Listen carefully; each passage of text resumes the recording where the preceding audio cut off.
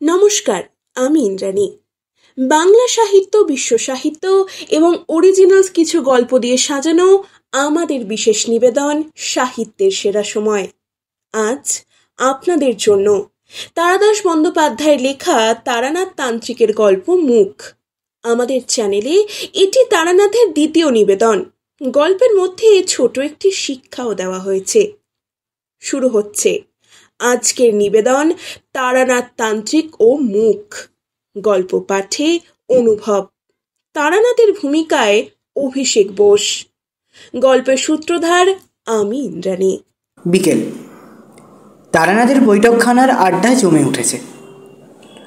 রোজ রোজ তারানাথের স্কন্ধে কণ্টকি ফল ভগ্ন করা উচিত নয় ভেবে আমি আর কিশোরী মোড়ের তেলেভাজার দোকান থেকে গরম গরম বেগুনি আর ফুলুরি কিনে নিয়ে এসেছিলাম।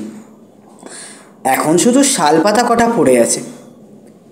ভেতর থেকে দ্বিতীয়বার চাও এসে উপস্থিত।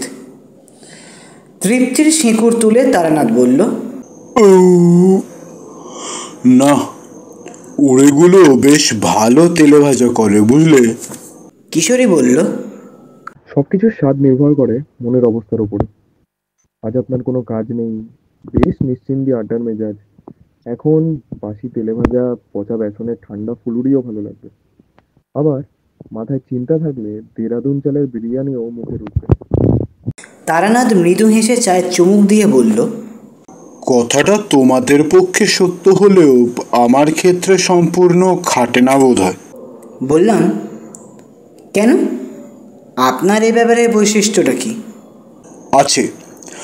তোমাদের নিরাপদ তরঙ্গহীন জীবনে দুশ্চিন্তা এবং দুর্ভাবনা একটা অস্বাভাবিক ঘটনা, কিন্তু আমার ক্ষেত্রে দুর্ভাবনা একটা স্বাভাবিক ঘটনা বলেই গণ্য করতাম।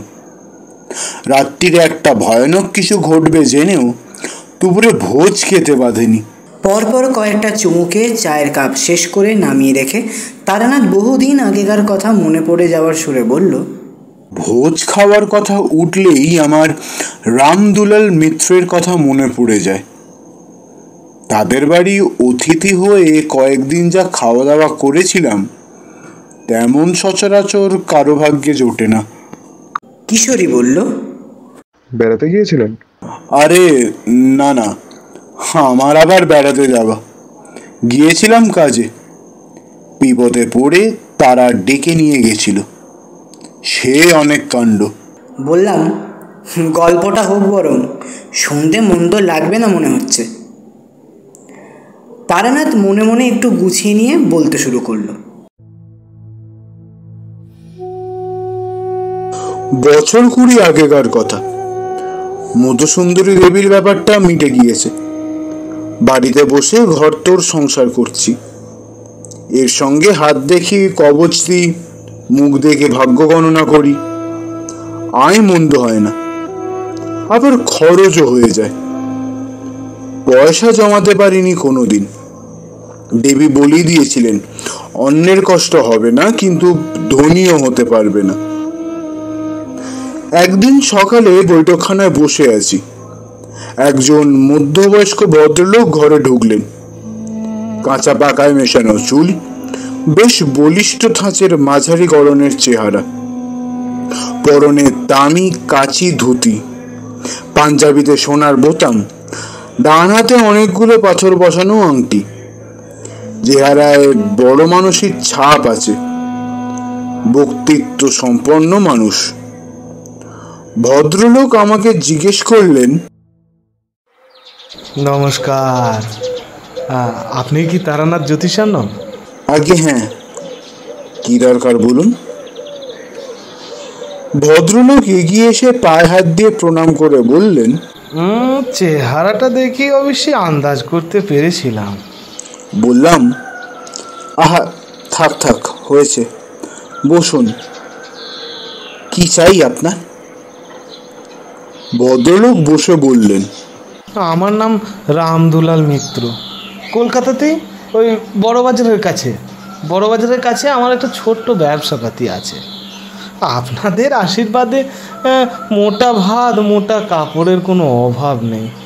কিন্তু ঠাকুরমশাই, সম্প্রতি একটা বিপদে পড়েই আপনার কাছে ছুটে এসেছে। কিন্তু কি বিপদ সেটা আমি বলবো না। আমি শুনেছি নাকি আপনি আমাদের মুখ দেখেই ভূত ভবিষ্যৎ সব বলে দিতে পারেন। তাই আপনি বলুন দেখিনি আমার কি বিপদ। কিছু মনে করবেন না, ঠিক লোকের কাছে এসেছে কিনা তা তো আমার একটু জানা দরকার। ব্যবসাদার লোকের মতোই কথা বটে। আমি মনে মনে হাসলাম। এই লোক ঘরে ঢোকা মাত্রই আমি বুঝে গেছি কি বিপদে পড়েও এখানে এসেছে। তবে মিথ্যে ভেলকি দেখিয়ে লোককে চমকে দিতে আমার প্রবৃত্তি ছিল না, তাই ওকে দিয়েই বলিয়ে নেওয়ার চেষ্টায় ছিলাম। তা বাজিয়ে নিতে চায় যখন, তখন আমার আর বলতে আপত্তি কি। বললাম, বিপদ তো আপনার আপাতত তিনটে দেখতে পাচ্ছি। প্রথমত, আপনার ব্যবসা হঠাৎ একটা টাল খেয়েছে। কেমন, তাই তো? আগে হ্যাঁ, তারপর? এটার জন্য ভাবতে হবে না, এখানে বসেই বলে দিচ্ছি।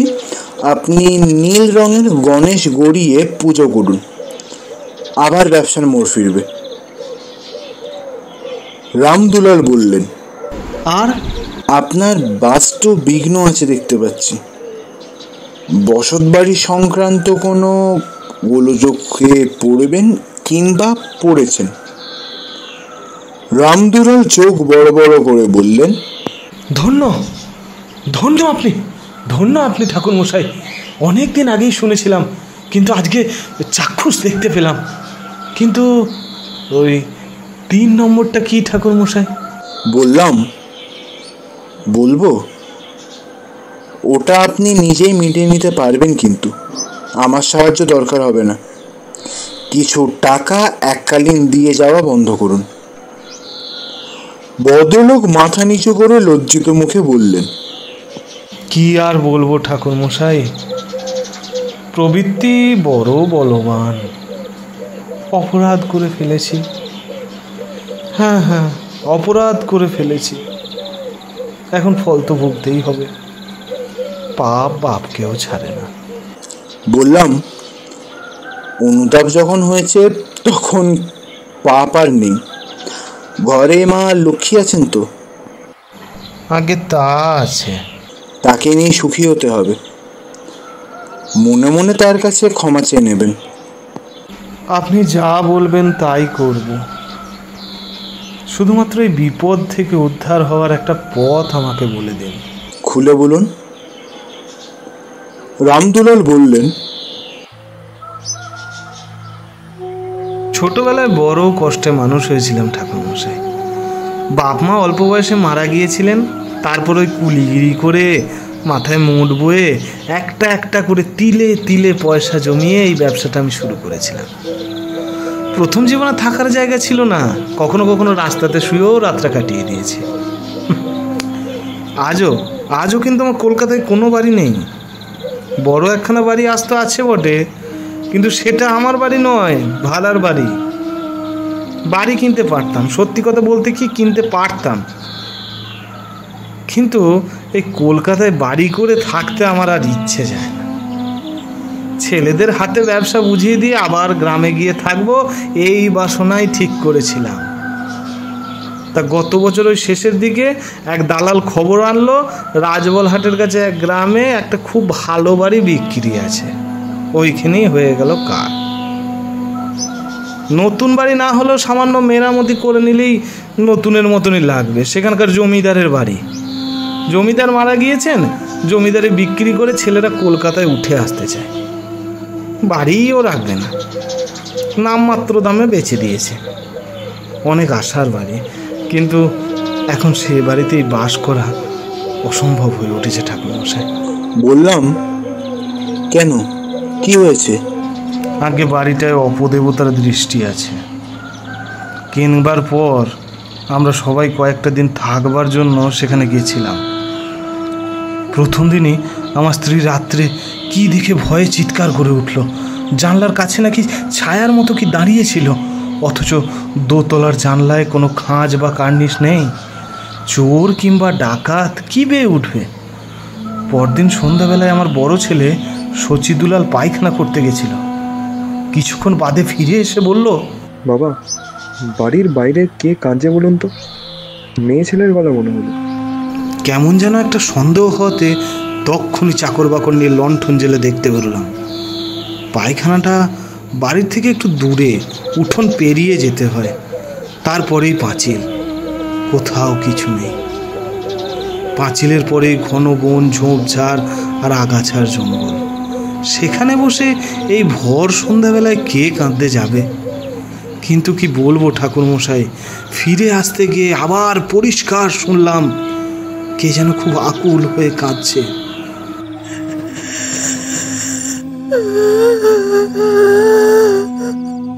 আমি চাই না এভাবে থাকতে, আমি চাই না।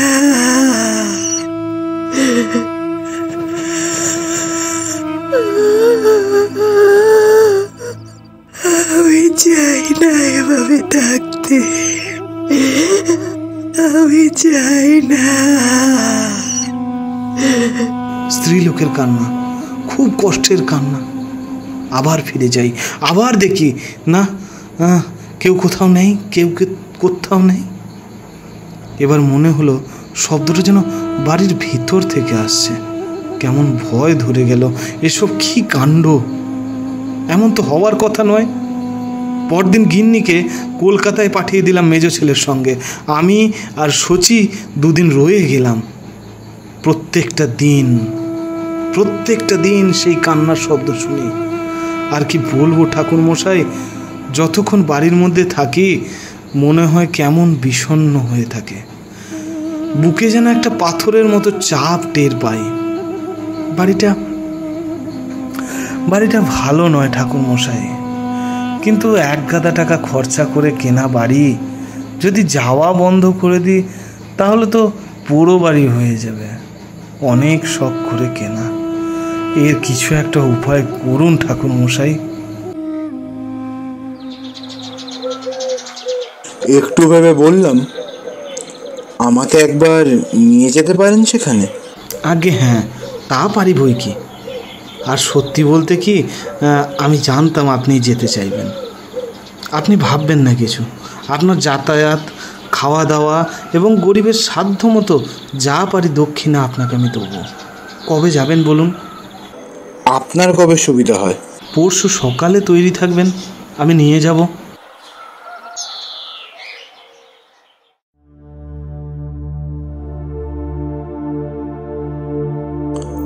রাজবলহাট থেকে মাইল 3 দূরে মতিপুর গ্রাম।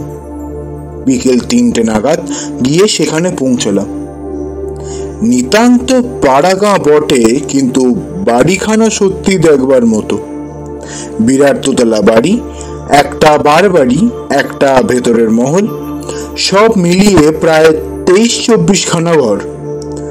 কাছাকাছি অন্য বসতি নেই, মূল গ্রাম কিছুটা দূরে। আদর করে রামদুলাল আর শচী আমাকে ভেতরে নিয়ে গেল। কিন্তু কি জানি না, বাড়িতে ঢুকেই আমার মনে হলো এখানে কোনো গোলযোগ আছে। ঠিক কি যে হলো তা বলতে পারবো না, তবে মনে একটা অস্বস্তির ভাব। চারদিকে বাতাস যেন এই বাড়ির চৌহদ্দির মধ্যে এসে আর বইছে না। একটাও পাখির ডাক নেই। গৃহস্থের বাড়ি এমন শ্মশানের মতো হবে কেন? ওই পাখির ডাক শুনতে না পাওয়াটা আমাকে সত্যি ভাবিয়ে তুলল। আমি দেখেছি মানুষের চেয়ে নিম্ন স্তরের প্রাণীরা অশুভ প্রভাব সম্বন্ধে বেশি অনুভূতি প্রবণ হয়।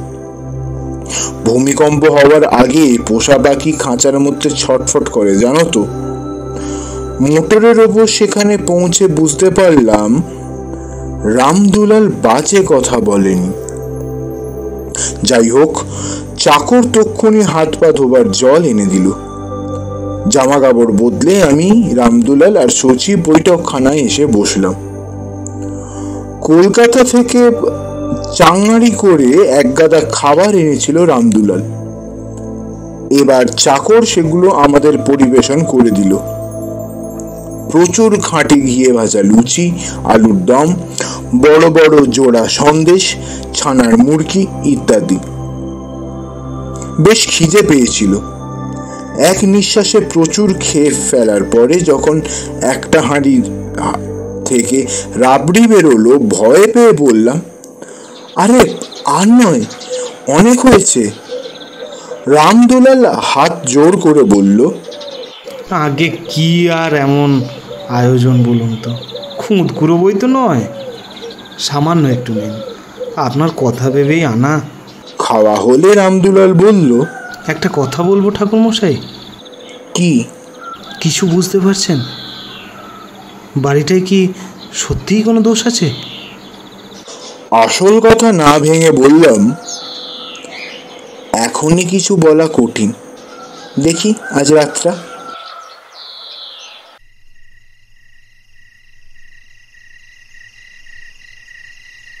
সন্ধ্যের অন্ধকার যখন বেশ গাঢ় হয়ে এসেছে, তখনই আমি কান্নার শব্দটা শুনতে পেলাম।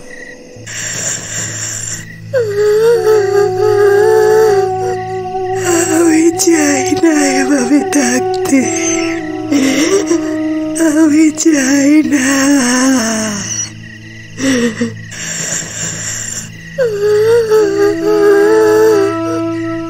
আমি চাই না এভাবে থাকতে,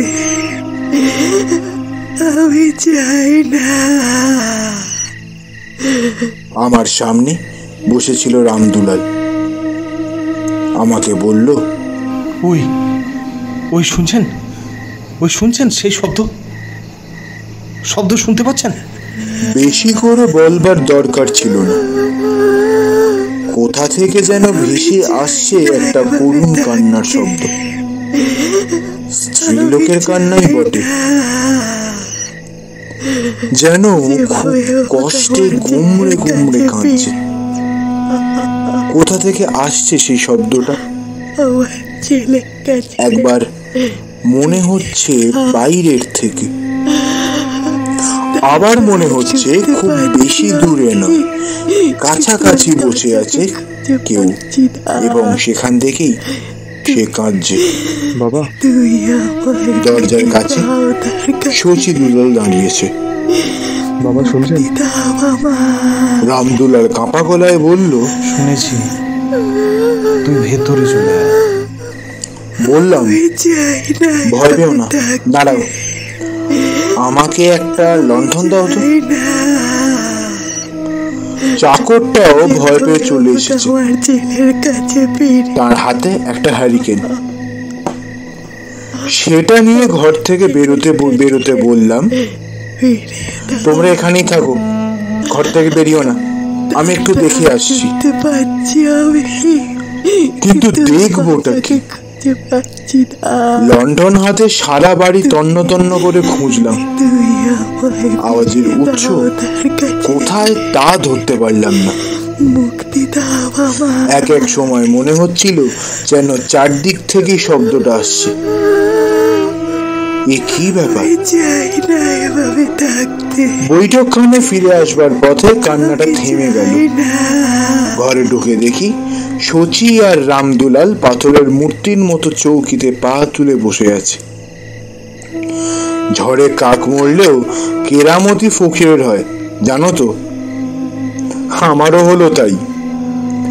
আমি লন্ডন হতে বেরোনোর একটু পরেই কান্নাটা থেমে যেতে ওদের দুজনের ধারণা হলো আমি তন্ত্রমন্ত্রের প্রভাবে আওয়াজটা বন্ধ করেছি। আমাকে দেখে রামদুলাল বলল, ও কি ভয়ানক শব্দ! কি করে থামালেন ঠাকুরমশাই? ভাগ্যিস আপনি এসেছিলেন। ব্যাপারটা বুঝে চুপ করে রইলাম। ওদের ভুল ভাঙিয়ে লাভ নেই, আমার ওপরে ভরসা করে যতটুকু সান্ত্বনা পাক না। রাত্রিরে ভেতর বাড়ির বারান্দায় আসন পেতে বসে আবার এক বিপুল আয়োজনের সম্মুখীন হওয়া গেল। পুজোর পরাতের মতো বড় বকি থালায় সরু চড়ুই পাখির নখের মতো চালের ঘি ভাত, ভেড়ার মাংসের কর্মা, রুই মাছের কালিয়া, 3-4 রকমের মিষ্টি, বললাম, আরে এ করেছো কি? এত কখনো খাওয়া যায়?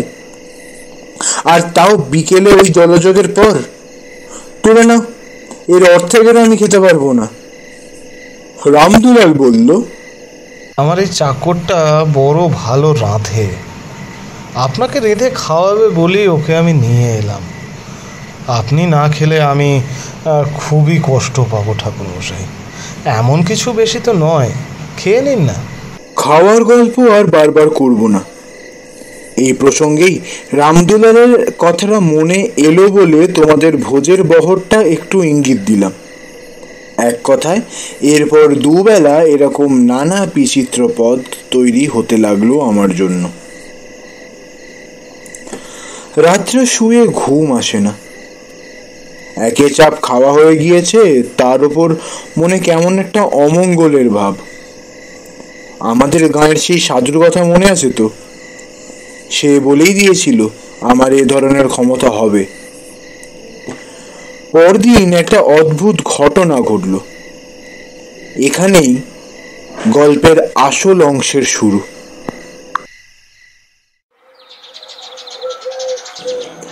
সকাল 8টা হবে, বৈঠকখানায় বসে আছি। রামদুলাল গিয়েছে স্নান করতে, আর শচী বাড়ি নেই।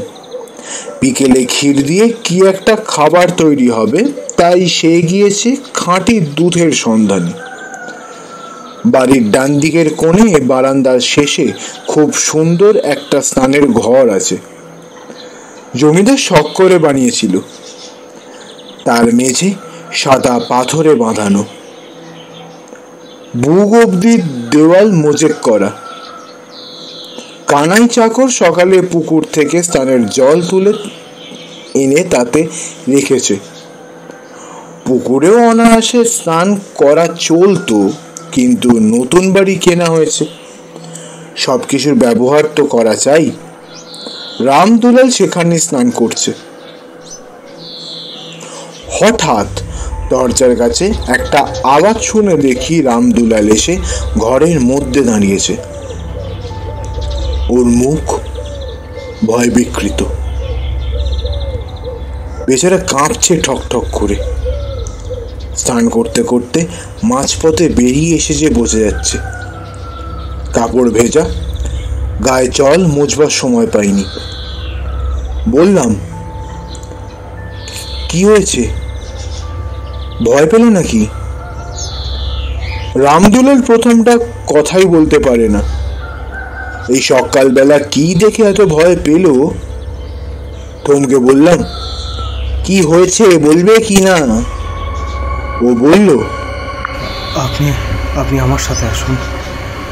পেছনে পেছনে গেলাম। স্নানঘরের দরজার কাছে এসে ভেতরে মেঝের দিকে আঙুল দিয়ে কি দেখিয়ে রামদুলাল। প্রথমে কিছু বুঝতে পারলাম না।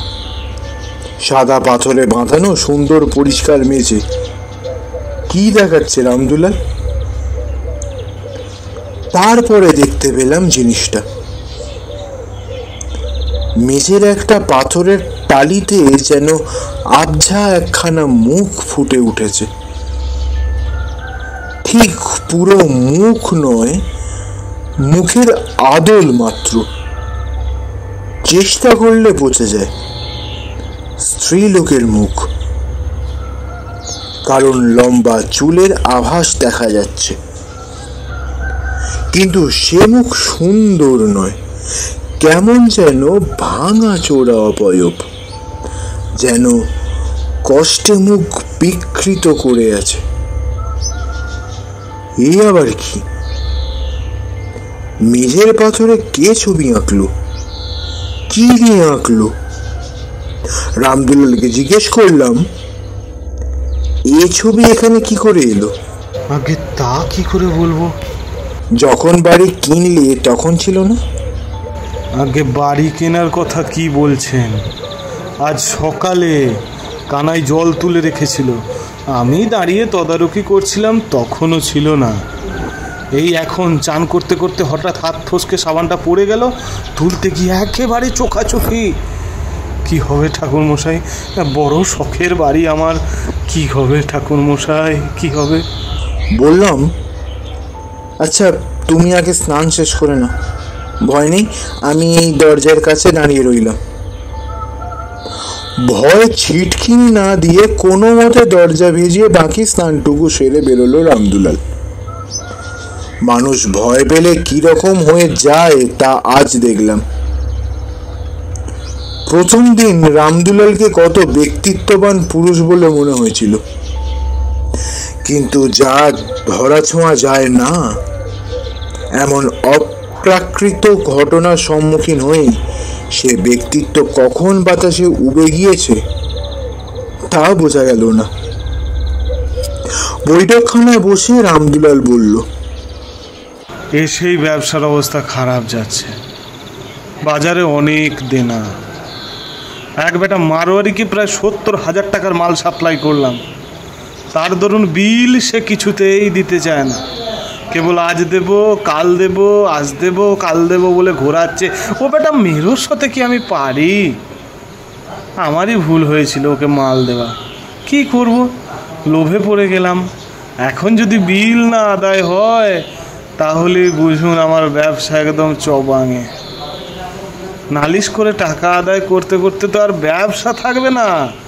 এদিকে এই চিন্তা ওই চিন্তা, এত টাকা দিয়ে বাড়ি যদিও বা কিনলাম, এখন তাতে বাস করতে পারছি না। আমাকে আত্মহত্যা করতে হবে ঠাকুরমশাই, আমাকে আত্মহত্যা করতে হবে। আমি আর পথ পাচ্ছি না কিছু।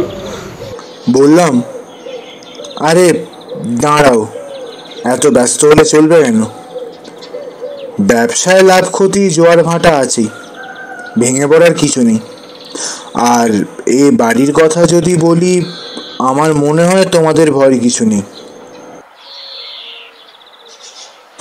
মনে হয় না, ভেবে দেখো, যে আত্মাই এমন করুক না কেন, তার যদি তোমাদের ক্ষতি করার ইচ্ছে থাকতো তাহলে সে তো তা অনায়াসে করতে পারে। এতদিন চুপ করে আছে কেন? রামদুলাল বললাম, হয়তো সেটা আমাদের মনোযোগ আকর্ষণ করার জন্য। সে হয়তো কিছু বলতে চায়। তাহলে আমি এখন কি করব ঠাকুরমশাই? তুমি কিছুই করবে না, আমি আরো কয়েকদিন থাকবো, দেখি কি হয়। যা করবার আমি করব। শচীদুলাল এসে স্নানঘরের মেঝেতে ছবিটা দেখল, তবে সে বাপের চেয়ে সাহসী। ভয় পেলেও মুখে কিছু বলল না। রাত্রিরে সাবধানের মার নেই বলে বড় এক ঘটি জল নিয়ে বাড়ির চারিদিকে ছিটিয়ে সাধুর দেওয়া সেই মন্ত্রে গণ্ডি দিয়ে রাখলাম। সেদিন রাত্রিটা কারোরই ভালো ঘুম হলো না। পরদিন সকালে উঠে আমি আর রামদুলাল গিয়ে দেখি স্নানঘরের মেঝেতে ছবিটা যেন আরো স্পষ্ট হয়ে উঠেছে। এদিক ওদিক দু একটা রেখা বেড়ে গিয়ে এখন বেশ স্পষ্ট বোঝা যাচ্ছে মুখখানা। সমস্ত মুখে একটা যন্ত্রণার চিহ্ন আঁকা। মুখ, নাক, চোখ যেখানে যা থাকার কথা ঠিক যেন সেখানে নেই। সমস্ত ছবিটা কে যেন টুকরো করে ভেঙে সামান্য অদল বদল করে বসিয়ে দিয়েছে। ফলে একটা অমানুষিক কষ্টের চিত্র ফুটে উঠেছে। আমি এগিয়ে ভেতরে গিয়ে পা দিয়ে ঘষে ছবিটা মুছে ফেলবার চেষ্টা করলাম, কিছুমাত্র উঠল না। অথচ সাদা পাথরে কালো রঙের কিছু দিয়ে আঁকা জিনিসটা, তবে উঠছে না কেন? মনে হচ্ছে ছবিটা যেন পাথরের ভেতর রয়েছে, বাইরে থেকে ঘষে তোলা যাবে না। এরপর থেকে প্রত্যেকদিন ছবিটা একটু করে স্পষ্ট হয়ে উঠতে লাগলো। এখন বেশ বোঝা যায় একজন অল্প বয়সী মেয়ের ছবি। বেশ মিষ্টি দেখতে, কিন্তু কে যেন তাকে খুব অত্যাচার করেছে। ব্যথায় কষ্টে তার মুখ বিভৎস হয়ে উঠেছে। সত্যি রামদুলালের আর দোষ কি? আমারই গা ছমছম করতো সেদিকে তাকালে। বেশ গরম পড়েছে। একদিন সন্ধ্যাবেলা আর সহ্য না করতে পেরে রামদুলালকে ডেকে বললাম, ওহে, তোমার কানাইকে বলো তো একটু মানের জল দিতে, বড় গরম আছে, স্নান করে ফেলি। আগে জল তোলাই আছে, আপনি চলে যান।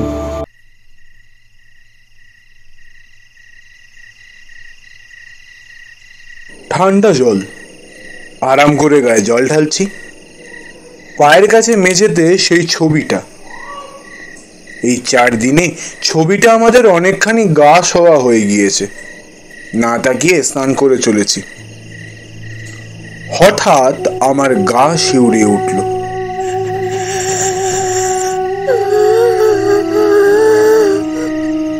আমি চাই না এভাবে থাকতে, আমি চাই না।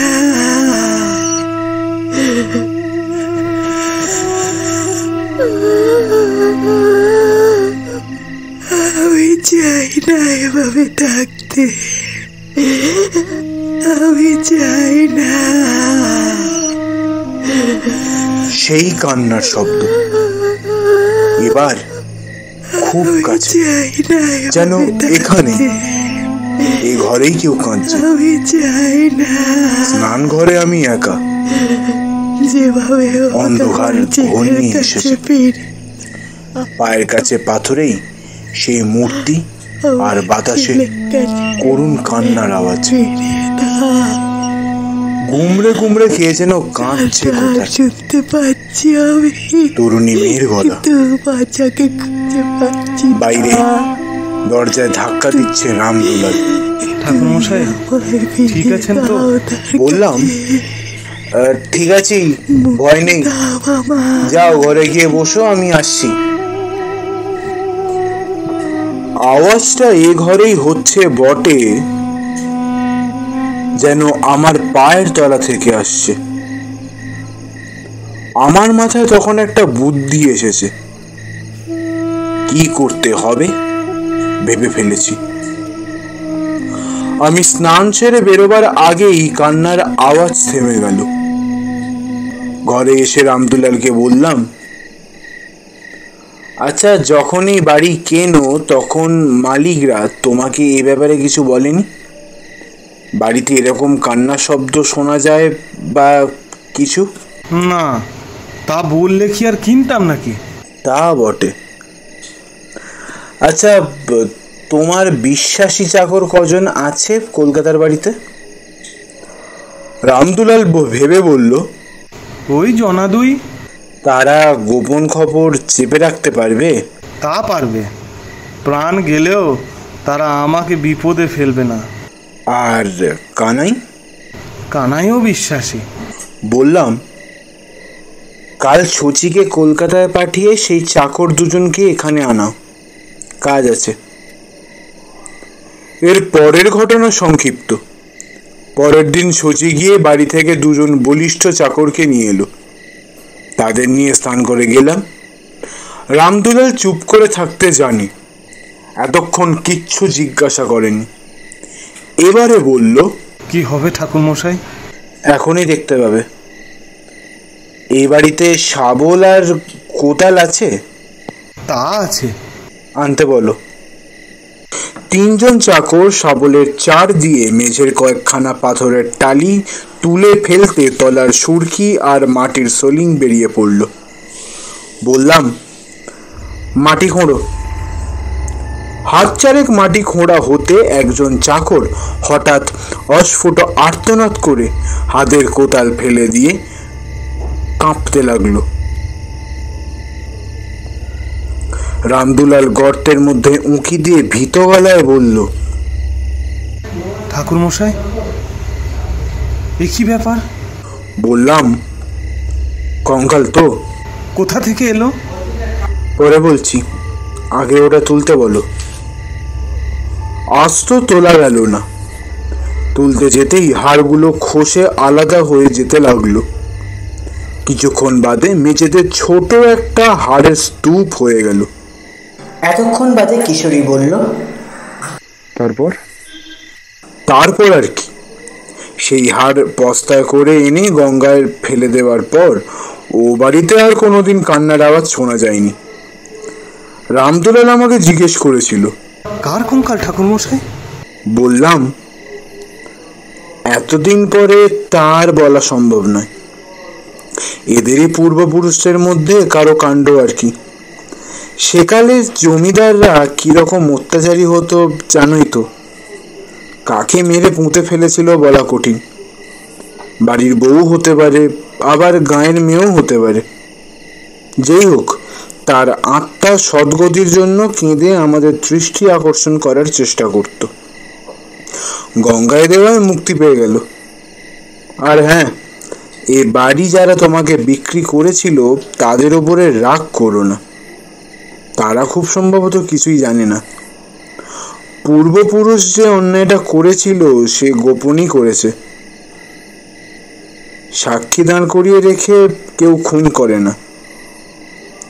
রামদুলাল বলল, ওর কান্না শুনতে পেত নিশ্চয়ই, অথচ আমাকে বলেনি। সেটা তো একটা অপরাধ। বললাম, ওরা কান্না শুনতে পেত কিনা সে বিষয়ে আমার সন্দেহ আছে। কেন বলুন তো? যাদের পূর্বপুরুষের হাতে মেয়েটি মারা গিয়েছিল তাদের হাতে মেয়েটির আত্মা হয়তো মুক্তি পেতে চায়নি, তাই বাড়ি বিক্রি হবার পর তোমার কাছেই মুক্তি চেয়েছে। যাও, এই বাড়িতে আর ভয় রইল না, বরং একটি আত্মা সদ্গতির অভাবে কষ্ট পাচ্ছিল, তার আশীর্বাদ পেলে। রামদুলাল আমাকে আদর করে বাড়ি পৌঁছে দিয়ে 500 টাকা দিয়ে প্রণাম করল।